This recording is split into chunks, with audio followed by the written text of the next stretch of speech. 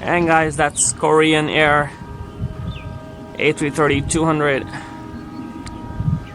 At the moment, it's 38,000 feet, and heading to New Delhi.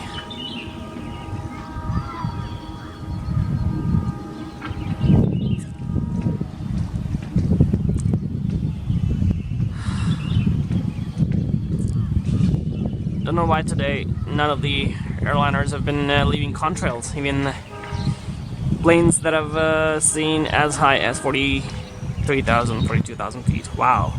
Did you guys just see that? There was another plane.